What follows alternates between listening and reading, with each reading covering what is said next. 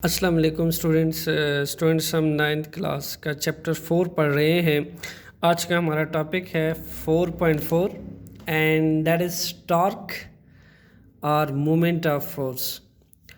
Students, torque हमारे पास किसी भी फोर्स का जो हम किसी बॉडी पे लगाते हैं उससे प्रोड्यूस होने वाला जो टर्निंग इफ़ेक्ट है वो टॉर्क कहलाता है।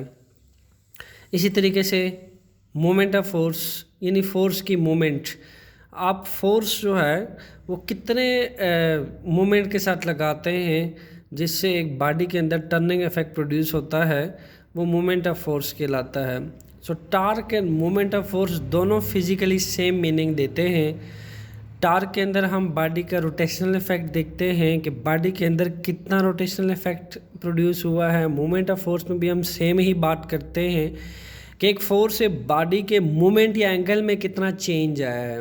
ओके, कितना चेंज आया है या कितना रोटेशनल या टर्निंग इफेक्ट प्रोड्यूस हुआ है, ये हमारे पास मोमेंट ऑफ फोर्स कहलाता है।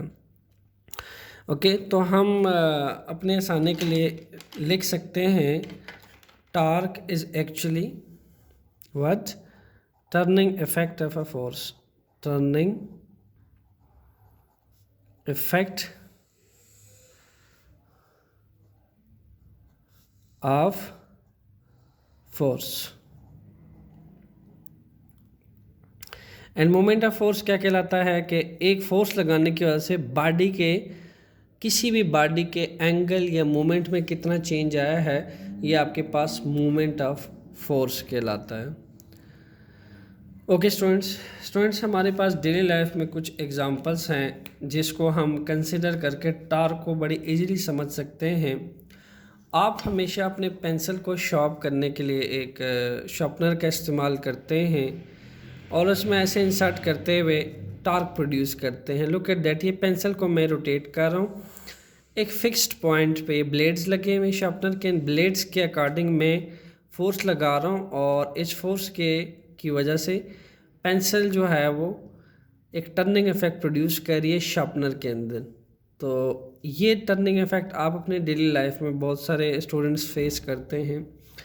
इसके अलावा स्टूडेंट्स, आप देखते हैं कि आप अपने पेंसिल का शार्पनर ओपन करते हैं, मार्कर का जो ढकना है वो ओपन करते हैं।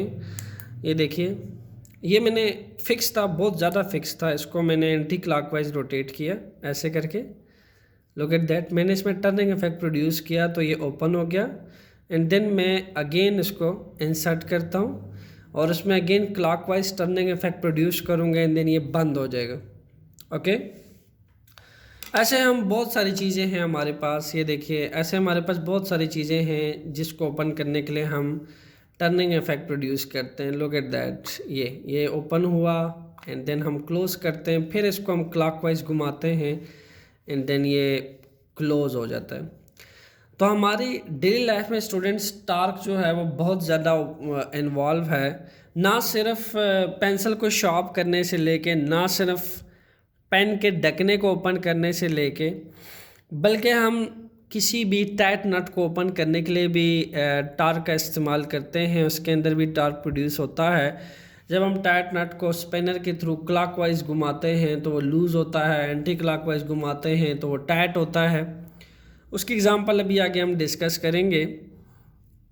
बट टॉर्क जो है सिर्फ यहाँ पे एंड नहीं होता, बल्कि स्टूडेंट्स यहाँ पे एक डोर का हैंडल है, उसको हम क्लॉकवाइज और एंटी क्लॉकवाइज एक पाइवेटेड फिक्स्ड पॉइंट होते हैं यहाँ पे एक्सिस ऑफ रोटेशंस के गिर्द, ठीक है।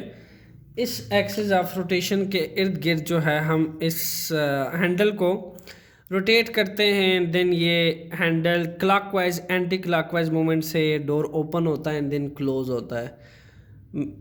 यानी कि हम इसके अंदर भी टॉर्क जो है वो प्रोड्यूस करते हैं। इसके अलावा मैंने एक लट्टू लिया है जिसकी एग्जांपल आपको देते हैं। ये देखिए, ये इसका एक बॉटम पॉइंट होता है यहाँ पे, बिल्कुल एग्जैक्ट यहाँ पे इसका बॉटम पॉइंट होता है। स्टूडेंट्स, इसको जब हम ऐसे करके रोटेट करते हैं, इसको हम एक चक्कर देते हैं तो ये रोटेशनल इफेक्ट प्रोड्यूस होता है और ये रोटेशनल मोशन में घूमता है। इसकी जो रोटेशनल मोशन होती है वो एक्सिस ऑफ रोटेशन के गिर्द होती है। यानी अगर मैं इसका ये पॉइंट ले लूँ स्टूडेंट्स, तो ये आपके पास एक पार्टिकल ऑफ ट्रे बन जाती है पूरी कंप्लीटली। अगर मैं यहाँ पे स्केल का यूज़ करूँ तो ज़्यादा, ताकि एक स्ट्रेट मेरे पास एक्सिस ऑफ रोटेशन बन सके। स्टूडेंट्स यहाँ पे इस पॉइंट के इर्द गिर्द हमारे पास ये पॉइंट है जो अर्थ के साथ, ज़मीन के साथ कांटेक्ट में है। ठीक है, ये अर्थ के साथ ये हिस्सा इसका टच हो रहा है, ये अर्थ है, ये हिस्सा इसका टच हो रहा है। यहाँ पे आपके पास ये जो पार्टिकल अर्थ के साथ कांटेक्ट है, इस पार्टिकल के ऊपर एक और पार्टिकल होगा। यानी अगर मैं कंप्लीट एक पार्टिकल्स की एक अरेंजमेंट देखूँ तो ये पार्टिकल टॉप से मिलाऊँ इसको, तो पार्टिकल्स की एक कंप्लीट अरेंजमेंट ऐसे बनेगी, लाइक दैट। वैसे तो स्टूडेंट्स ये पूरी बॉडी पार्टिकल से मिलके बनी है, लेकिन मैंने बात की उस हिस्से की जो ज़मीन से टच हो रहा है, जिसके अराउंड ये रोटेट कर रहा है। ठीक है, ये लट्टू जो है ये रोटेट कर रहा है, जिस हिस्से से के गिर्द ये रोटेट कर रहा है, मैंने इस हिस्से को रिप्रेजेंट किया और मैंने इस पार्टिकल से ऊपर पार्टिकल, इससे ऊपर पार्टिकल, ऊपर पार्टिकल, यानी ये कंप्लीट एक लाइन बन जाती है। पार्टिकल्स की अरेंजमेंट की एक लाइन बन जाती है और ये पार्टिकल की लाइन फिक्स होती है स्टूडेंट्स, जिसके अकॉर्डिंग दूसरे पार्टिकल्स क्लॉकवाइज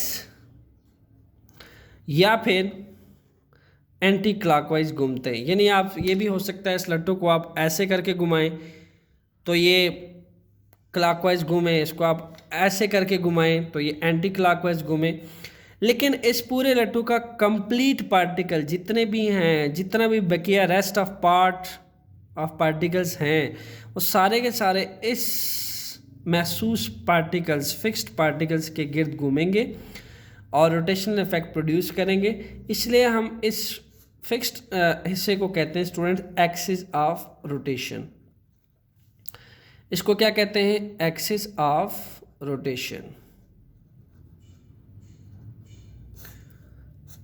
तो हम ये क्या कह सकते हैं कि एक्सिस ऑफ रोटेशन वो हिस्सा होता है किसी भी बॉडी का कि जब आप उसके हिस्से के इर्द गिर्द पुश करते हैं या पुल करते हैं या फिर डोर्स को टर्न करते हैं उस हिस्से के इर्द गिर्द और टर्निंग इफेक्ट प्रोड्यूस करते हैं, तो उस हिस्से के इर्द गिर्द होल बॉडी रोटेट करती है। यानी यहाँ पे जो इस लट्टू है, इसके इस हिस्से के गिर्द ये जितने पार्टिकल एक लाइन में आ रहे हैं, इस लाइन ऑफ पार्टिकल के इर्द गिर्द ये लट्टू जो है वो इर्द गिर्द घूमेगा क्लॉकवाइज एंटी क्लॉकवाइज में। तो ये इसका क्या कहलाता है? Axis of rotation. इसी तरीके से हमारे पास ये डोर है स्टूडेंट्स।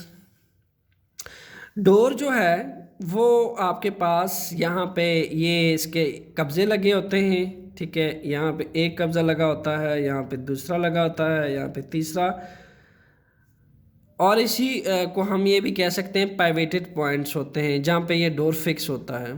Okay, पाइवेटेड point. स्टूडेंट्स ये जो कब्जे अपने लगाए होते हैं, इसी के इर्द गिर्द ये पूरी एक लाइन बन जाती है, स्ट्रेट लाइन। यहाँ पे ये देखिए ये कंप्लीट एक स्ट्रेट लाइन बन जाती है। एंड देन फोर्स आप कहाँ लगाते हैं? यहाँ हैंडल में लगाते हैं। फोर्स आप हैंडल के ऊपर लगाते हैं, आप इसके अंदर क्लॉकवाइज या एंटी क्लॉकवाइज फोर्स लगाते हैं, डिपेंड अपॉन कि आप डोर को ओपन करना चाह रहे हैं या क्लोज करना चाह रहे हैं, depend on your needs. But आप फोर्स लगाते हैं हैंडल पे और इस पाइवेटेड पॉइंट के अक्रॉस ये डोर जो है ये रोटेट करता है, इसके अंदर रोटेशनल इफेक्ट प्रोड्यूस होता है। पुश एंड पुल करते हैं आप। इन पुश एंड पुलिंग से आप ये देखिए कि यहाँ पे कम्प्लीटली एक टार्क प्रोड्यूस हो रहा है इसके अक्रॉस। तो एक डोर का जो एक्सिस ऑफ रोटेशन होता है वो ये इस लाइन को एक्सिस ऑफ रोटेशन कहते हैं। This is known as axis of rotation.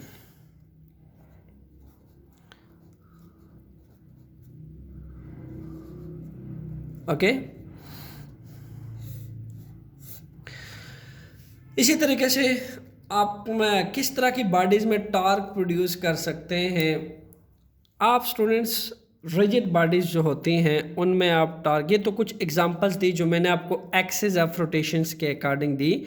Axis of rotations को आप समझ लीजिए कि axis of rotations whole body का वो पार्ट होता है जो खुद तो फिक्स रहता है, पाइवेट रहता है, और बाकी होल बॉडी उसके इर्द गिर्द रोटेट करती है। जैसा कि इस लट्टू में ये जो हिस्सा है, ये पार्टिकल्स की फुल लाइन जो है ये फिक्स रहती है, पूरा पार्टिकल क्लॉकवाइज लट्टू जो है क्लॉकवाइज एंटी क्लॉकवाइज इसके गिर्द रोटेट करता है, तो ये इसका एक्सिस ऑफ रोटेशन है। सिमिलरली डोर का जो ये जहाँ कब्जे लगे होते हैं, जो इसका पाइवेटेड फिक्स्ड पॉइंट होता है जहाँ इस डोर को फिक्स किया होता है, यहाँ अगर लाइन को आप जोड़ें, डोर के पार्टिकल्स को जोड़ें तो एक स्ट्रेट लाइन बनती है जिसके गिर्द ये डोर जो है हैंडल की मदद से खुलता है, बंद होता है, खुलता है, बंद होता है, तो ये आपके पास एक्सिस ऑफ रोटेशन डोर का कहलाता है।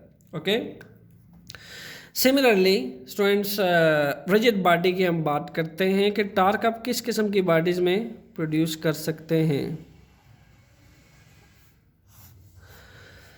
स्टूडेंट्स सिंपल लिखा हुआ है कि रिजिड बॉडी एक ऐसी बॉडी को कहा जाता है कि जिसको आप जो डिफॉर्म नहीं की जा सकती, that is not defined by force. तो हम यहाँ पे लिख लेते हैं rigid body is the one that is not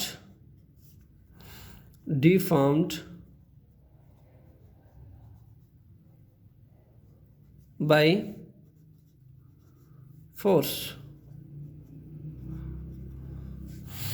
students body के दो तरह के बॉडीज़ होती हैं। एक बॉडी होती है जिसके पार्टिकल्स, सॉलिड पार्टिकल इतने स्ट्रांगली बॉन्ड होते हैं एक दूसरे के साथ, जैसे कि मैं एक सॉलिड बॉडी की एग्जांपल ले लूँ। इस सॉलिड बॉडी में मैं कुछ पार्टिकल ले लूँ, ओके,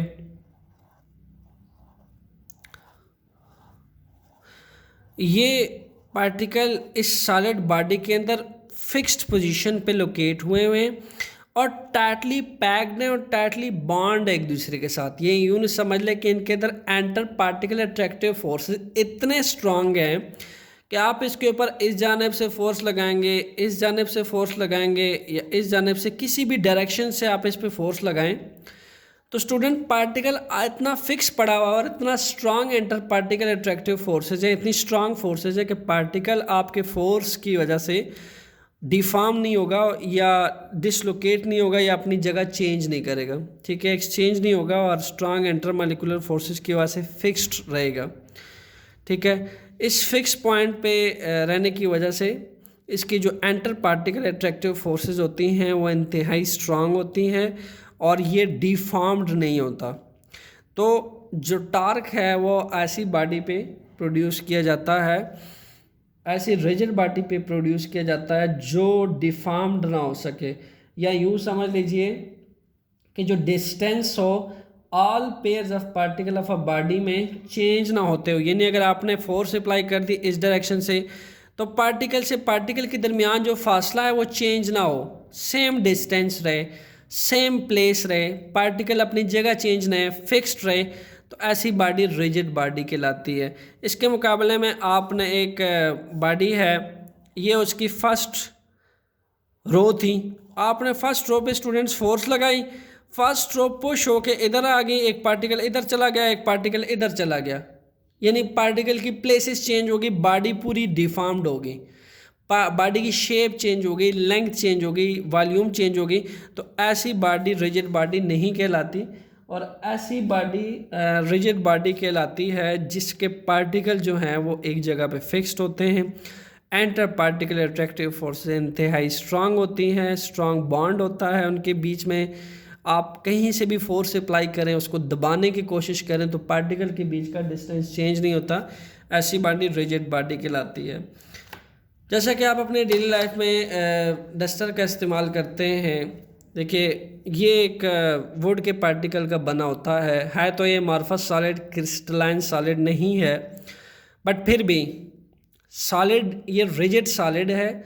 आप इसके ऊपर किसी भी डायरेक्शन से ऐसे करके फोर्स लगाएं या फिर ऐसे करके किसी भी डायरेक्शन से या किसी भी जगह से आप फोर्स लगाएं तो इसके पार्टिकल बिल्कुल इस एग्जांपल की तरह फिक्स होते हैं, इसके पार्टिकल डिसलोकेट नहीं होते या डिसप्लेस नहीं होते अपनी जगह से। तो इसके पार्टिकल डिसलोकेट या डिस्प्लेस ना होने का मतलब ये है कि इसके अंदर एक टार्क जो है वो प्रोड्यूस किया जा सकता है। ये कंप्लीट एक रिजिड बॉडी है अपने enter particle strong enter particle structure की वजह से। ओके, सो स्टूडेंट्स, आगे आपकी बुक में एक्सिस ऑफ रोटेशंस के बारे में कहा गया है। एक्सिस ऑफ रोटेशन जो है वो मैं ऑलरेडी एक्सप्लेन कर चुका हूँ। मैं डस्टर के थ्रू भी एक दफ़ा आपको एक्सप्लेन कर देता हूँ। स्टूडेंट्स, एक बॉडी में एक एक्सिस ऑफ रोटेशन नहीं होता, बल्कि एक बॉडी में एक से ज़्यादा एक्सिस ऑफ रोटेशन हो सकती हैं। इस डस्टर पे आप गौर कीजिएगा, मैं इसको अब कुछ ऐसे रोटेट करता हूँ, ठीक है, लाइक दैट। अब आप देखें कि इसके एक्सिस ऑफ रोटेशंस कहीं इसके सेंटर में लाई करेगा, ऐसे करके यहाँ इसका लाइन होगी, एक्सिस ऑफ रोटेशन होगा जिसके इर्द गिर्द ये घूम रहा है। Okay, like that. यानी अगर मैं इसके लिए डायग्राम ड्रा करता हूँ तो यहाँ पे जहाँ से मैंने दोनों साइड से इसको पकड़ा हुआ, यहाँ पार्टिकल्स और यहाँ के पार्टिकल। स्टूडेंट्स, इसको हम पार्टिकल से पार्टिकल को जोड़ें तो यहाँ पे मिड में सेंटर में एक लाइन बनेगी जिसके गिर्द ये जो है ये ऐसे घूम रहा है, ऐसे रोटेट कर रहा है, इसके अंदर टर्निंग इफेक्ट आ रहा है। ओके, इसी तरीके से मैं इसी डस्टर की डायमेंशन चेंज करता हूँ। इसको मैं अब यूँ करके रोटेट करता हूँ, ऐसे करके, ठीक है। जब आप इसको ऐसे करके रोटेट करेंगे इन दैट केस फिर एक्सिस ऑफ रोटेशन चेंज हो जाएगा।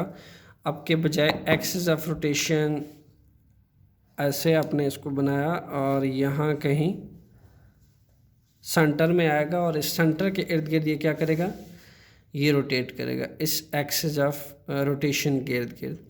इसी तरीके से आप इस डस्टर को 5 से 6 वे में रोटेट कर सकते हैं और हर दफ़ा जो है एक्सिस ऑफ रोटेशन चेंज होगा, ठीक है, क्योंकि बॉडी को चूँकि डिफरेंट सेंसेस में रोटेट किया जा सकता है तो बॉडी के एक से ज़्यादा जो है एक्सिस ऑफ रोटेशन हो सकते हैं। और बॉडी के एक्सिस ऑफ रोटेशन वो होगा जिसके अकॉर्डिंग होल बॉडी के पार्टिकल रोटेट करेंगे और वो उसका पाइवेटेड पॉइंट होगा, फिक्स्ड पॉइंट होगा, उस फिक्स पॉइंट के आगे सारी बॉडी रोटेट करेगी। स्टूडेंट्स, मेरे पास आपके लिए चंद और एग्जांपल है टार्क और मोमेंट ऑफ फोर्स को समझने के लिए, उसको भी डिस्कस करते हैं। जी स्टूडेंट्स, नेक्स्ट हमारे पास एग्जांपल है वाटर टैप की। ये देखिए, ये है हमारे पास एक वाटर टैप। ओके स्टूडेंट्स, इसको भी हम टाइट जब ये होता है इसको लूज़ करने के लिए हम क्या प्रोड्यूस करते हैं, अगेन टर्निंग इफेक्ट प्रोड्यूस करते हैं, ठीक है। तो हम जब इसको समटाइम्स एंटी क्लॉकवाइज या फिर क्लॉकवाइज घुमाते हैं तो पानी इसमें आता है और बंद होता है। तो यहाँ से इसको हम टार्क क्लॉकवाइज जब घुमाते हैं तो इसके अंदर टार्क प्रोड्यूस होता है, एंटी क्लॉकवाइज भी जब घुमाते हैं तब भी इसके अंदर टर्निंग इफेक्ट प्रोड्यूस होता है। और वाटर्स की जो मैकेनिकल प्रोसेस है वो टर्निंग इफेक्ट की मदद से हम करते हैं। यहाँ से हम फोर्स लगाते हैं, यहाँ इसका एक्सिस होता है। इसको अगर आप कंप्लीटली जोड़ लें, मैं इसको स्केल से, ये देखिए जो पार्टिकल इसके सेंटर में होते हैं ये वाले, ठीक है, इसके गिर्द ये टैप जो है, टैप के होल पार्टिकल रोटेट करते हैं क्लॉकवाइज और एंटी क्लॉकवाइज। तो ये हमारे पास एक्सिस ऑफ रोटेशन होता है। This one is axis of rotation, okay, जिसके गिर्द पूरा टैप की जो फंक्शनिंग होती है। और दिस लाइन ऑफ पार्टिकल के गिर्द जो है ये बाकी पार्टिकल रोटेट करते हैं इसके गिर्द गिर्द, और जिसकी वजह से पानी जो है वो टैप में आता है। ये स्टूडेंट्स नेक्स्ट मैंने लिया हुआ है टर्निंग इफेक्ट ऑफ फोर्सेस के 4th एग्जांपल मैंने लिए है। जो हैंडल होता है किसी भी डोर का, हैंडल ऑफ डोर, स्टूडेंट्स इसको भी हम क्या करते हैं, एक फिक्स्ड पाइवेटेड पॉइंट होता है डोर का, जिसकी हम पिछले बात कर चुके हैं। इसके हैंडल के अंदर हम टर्निंग इफेक्ट प्रोड्यूस करते हैं। इसको हम क्लॉकवाइज और एंटी क्लॉकवाइज घुमाते हैं, पुश एंड पुल करने के लिए, डोर को क्लोज करने के लिए, और ओपन करने के लिए हम इसके अंदर टार्क प्रोड्यूस करते हैं या टर्निंग इफेक्ट प्रोड्यूस करते हैं। स्टूडेंट्स, अब बात कर लेते हैं, एग्जांपल्स की बात हो चुकी है, बात कर लेते हैं टार्क के फार्मूला की। टार्क फार्मूला,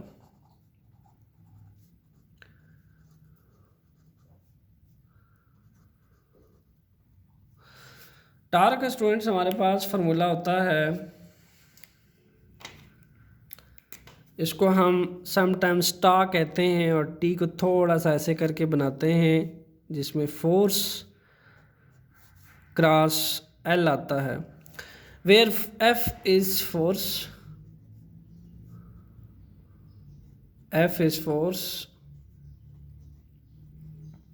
जो हम अप्लाई करते हैं, हमारी तरफ से जो अप्लाई होती है किसी भी ऑब्जेक्ट को। जैसे स्टेप के टॉप के ऊपर हम फोर्स अप्लाई करेंगे तो टर्निंग इफेक्ट प्रोड्यूस होगा। ठीक है, जो प्लेस है यहाँ से हम ऐसे इसको खोलते हैं, टैप को क्लॉकवाइज या एंटी क्लॉकवाइज इसको हम खोलते हैं टैप के ओपनिंग या क्लोजिंग के लिए, पानी आने के लिए। तो ये जो फोर्स मैं टैप के ऊपर लगाऊंगा, this is the force actually. अब हम एल की बात कर लेते हैं। What is L? Where L is moment arm, moment arm. अब मोमेंट आर्म को आपने अच्छे से समझना है, उसके लिए हम पिछले एग्जांपल्स को भी देख लेते हैं। ओके, कि मोमेंट आर्म क्या होता है हमारे पास। स्टूडेंट्स, अगर हम लट्टू को देखें तो ये इसका बिल्कुल फिक्स्ड पॉइंट है जो अर्थ के साथ टच हो रहा है, कांटेक्ट में है। यहाँ से जहाँ हम इसको घुमाने के लिए, ठीक है, ऐसे फोर्स लगाएंगे, इसको घुमाएंगे, जहाँ से एफ फोर्स लगती है, वहाँ से लेके जो इसका पाइवेटेड पॉइंट होता है फिक्स, जो इसका ज़मीन के साथ टच हो रहा है, यहाँ से यहाँ तक का फासला हमारे पास एल कहलाता है, मोमेंट आर्म कहलाता है। किसी भी रिजिड बॉडी का जो पाइवेटेड पॉइंट होता है स्टूडेंट्स, सिंपल इज़ दैट, वहाँ से लेके और जिस जगह पे फोर्स अप्लाई की जाती है वहाँ तक का फासला पाइवेटेड पॉइंट होता है। जैसा कि पेंसिल और शार्पनर में हम अगेन एग्जांपल ले सकते हैं। अब देखिए, यहाँ मैंने इसको पकड़ा हुआ है, ये इसका फिक्स्ड पॉइंट है, मैं इसको फिक्स रखूँगा, और फोर्स की जगह पे अप्लाई की जा रही है। मेरे लेफ़्ट हैंड को देखिए, यहाँ फोर्स अप्लाई कर रहा हूँ, ठीक है, और एक हिस्सा मैंने फिक्स रखा हुआ है। तो यहाँ से लेके इस पाइवेटेड, जो पाइवेटेड ब्लेड्स लगे हुए हैं जो फिक्स्ड है, यहाँ से लेके जहाँ पे फोर्स अप्लाई की जा रही है, दिस इज और L, moment arm. Okay, look at that, ये हमारी क्या है, ये मोमेंट आर्म है। ओके, इसी तरीके से जो फोर्स लगाते हो आप, वहाँ से जो आपकी फिक्स्ड एक पॉइंट होता है, जैसा कि डोर में भी अब देखा जा सकता है, ये हैंडल है, ठीक है, हैंडल पे हम फोर्स लगाते हैं क्लॉकवाइज या एंटी क्लॉकवाइज, ठीक है, इसके ऊपर क्लॉकवाइज या एंटी क्लॉकवाइज फोर्स लगाते हैं, और ये इसके कब्जे होते हैं जो इसके फिक्स्ड पॉइंट होते हैं। देखिए, फिक्स्ड है, यहाँ से इस फोर्स तक के फासले को, इस हैंडल पे, इसको मैं मोमेंट आर्म कहूँगा, ठीक है, इसको हम एल कहेंगे, ठीक है। जहाँ से हम इसको क्लॉकवाइज या एंटी क्लॉकवाइज पुश या पुल करने के लिए हम टर्निंग इफेक्ट प्रोड्यूस करते हैं फोर्स हैंडल के ऊपर, और जो इसका पाइवेटेड पॉइंट होता है, जो इसके कब्जे होते हैं, यहाँ से लेके यहाँ तक के फासले को क्या कहा जाता है, मोमेंट आर्म। ओके, अब हम नेक्स्ट जो है स्पेनर से, लास्ट एग्जांपल है इसको हम समझ लेते हैं कि स्पेनर के अंदर हम कैसे टॉर्क प्रोड्यूस करते हैं, और इसका टॉर्क के मोमेंट आर्म और फोर्स के साथ क्या रिलेशन होता है।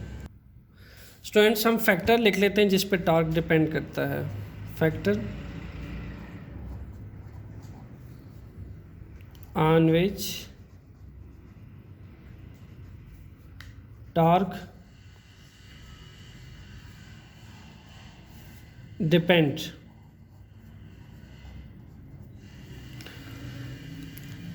आपको पता होना चाहिए कि टॉर्क का फार्मूला क्या होता है। Torque is equal to force applied by your hand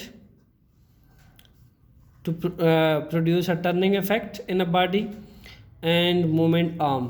okay, इसका मतलब ये है कि टार्क जो है और डायरेक्टली प्रोपोर्शन है किस चीज़ के, फोर्स के। यानी हम किसी भी बॉडी के अंदर जितना फोर्स लगाएंगे, ठीक है, उसमें उतना ही टर्निंग इफेक्ट प्रोड्यूस होगा। ये देखिए, पेंसिल और शार्पनर की एग्जांपल ले लें। आप अपना वक्त बचाने के लिए सम टाइम क्या करते हैं, बहुत तेज़ी के साथ ऐसे इसको रोटेट करते हैं, ठीक है, ऐसे तेज़ी से इसको रोटेशन करते हैं, तो उससे क्या होता है कि टर्निंग इफेक्ट ज़्यादा प्रोड्यूस होता है और टार्क भी ज़्यादा होता है फोर्स ज़्यादा लगाने की वजह से। और सम टाइम क्या करते हैं, आप आहिस्ता आहिस्ता इसको रोटेट करते हैं, कम फोर्स प्रोड्यूस करते हैं, तो कम रोटेशनल इफेक्ट प्रोड्यूस होता है, बॉडी के अंदर कम टार्क प्रोड्यूस होता है और हमें कम आउटपुट वर्क डन मिलता है। आप जब इसके अंदर स्पीडीली इसको रोटेट करते हो, तेज़ी के साथ आप इसको रोटेट करते हैं ऐसे करके, तो क्या होता है, आपको मैक्सिमम वर्क डन मिलता है और बॉडी के अंदर मैक्सिमम टार्क प्रोड्यूस होता है। यही मिसाल है आपके डोर के हैंडल की। अगर आप तेज़ी में होते हैं तो आप डोर का हैंडल जल्दी से ऐसे करके क्लिक करते हैं क्लॉकवाइज या एंटी क्लॉकवाइज, तो डोर का हैंडल पुश या पुल करते हुए तेज़ी से ओपन होता है और तेज़ी से फंक्शनिंग होती है। ये क्या बताता है कि जितनी फोर्स है वो अप्लाई करेंगे, मैकेनिकल फोर्स अपने हाथों से जितना मैक्सिमम फोर्स लगाएंगे उतना बॉडी के अंदर टर्निंग इफेक्ट आएगा। सेकंड चीज़ क्या बताती है स्टूडेंट्स, सेकंड इन्फॉर्मेशन आपको ये मिलती है कि टार्क जो है that is directly proportion to movement arm. Okay, इसकी एग्जांपल हम एक स्पेनर से ले सकते हैं, ठीक है। हमारे पास स्पेनर होते हैं, इसकी फंक्शनिंग क्या होती है, हम इसको किस लिए इस्तेमाल करते हैं, नट को क्लोज करने के लिए या ओपन करने के लिए। ओके, टाइट नट्स की फंक्शनिंग के लिए हम इसको यूज़ करते हैं।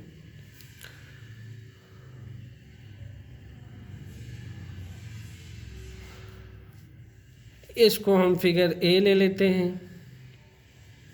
सेकंड पे हम एक सेकंड स्पेनर ले लेते हैं स्टूडेंट्स।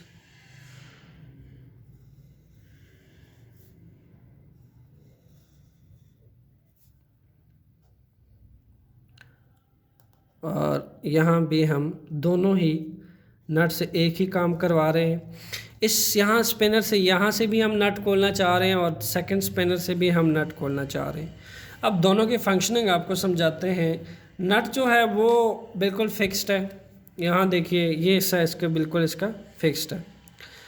फोर्स आप कहाँ अप्लाई करें, यहाँ, यानी अगर मुझे इस नट को खोलना है तो यहाँ से मैं इसको पकड़ूंगा और यहाँ से इसको ऊपर और नीचे की जाने फोर्स लगाऊंगा। यानी इसको मैं दो तरह से घुमा सकता हूँ, ऐसे करके भी घुमाया जा सकता है और ऐसे करके भी घुमाया जा सकता है। ये मेरी क्लॉकवाइज रोटेशन होगी, ये मेरी एंटी क्लॉकवाइज रोटेशन होगी। तो इसको दो तरह से घुमाते हुए मैं इसके अंदर टर्निंग इफेक्ट प्रोड्यूस करूँगा। बट अगर देखा जाए दोनों बॉडीज़ के अंदर, दोनों स्पेनर के अंदर जो मोमेंट आर्म है वो चेंज है।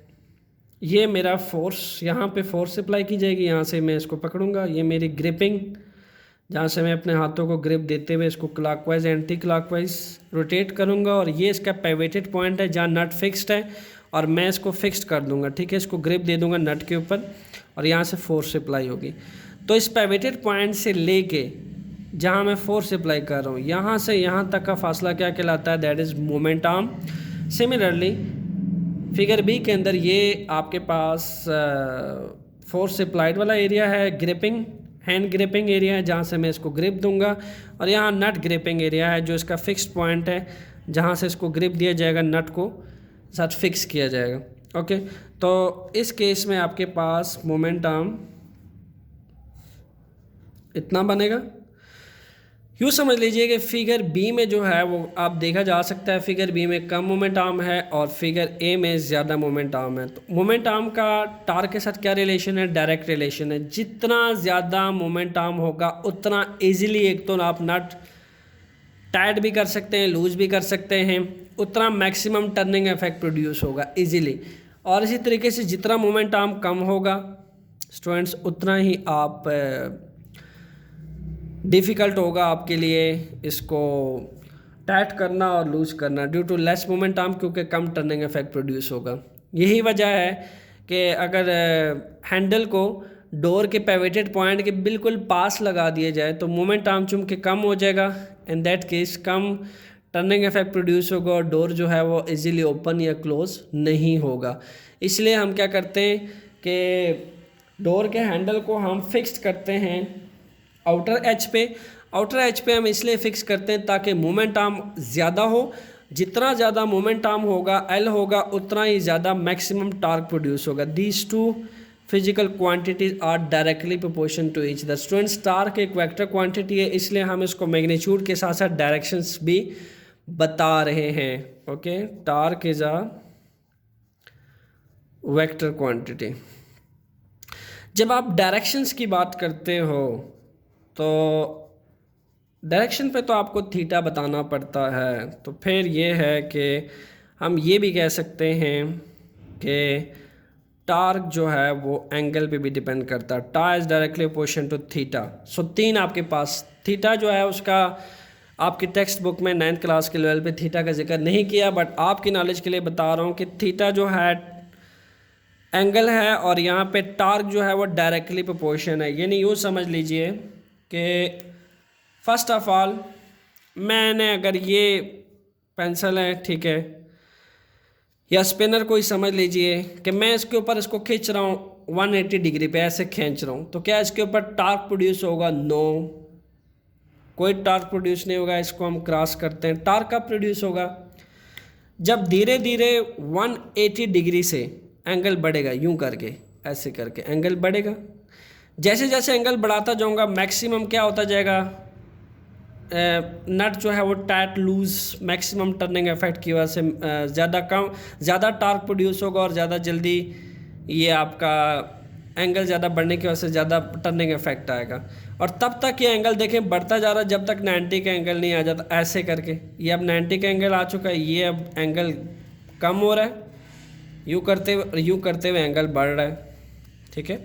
और एंगल किसके साथ बन रहा है? ये एक्सिस ऑफ रोटेशन के साथ, ठीक है। एक्सिस ऑफ रोटेशन के साथ इसका एंगल बन रहा है और यूँ करके ये एंगल बढ़ता जाएगा, थीटा बढ़ता जाएगा तो टा भी बढ़ेगा। टा what? Torque. Okay, so this is a torque at moment of force. Hopefully you understand. Stay tuned. Thanks.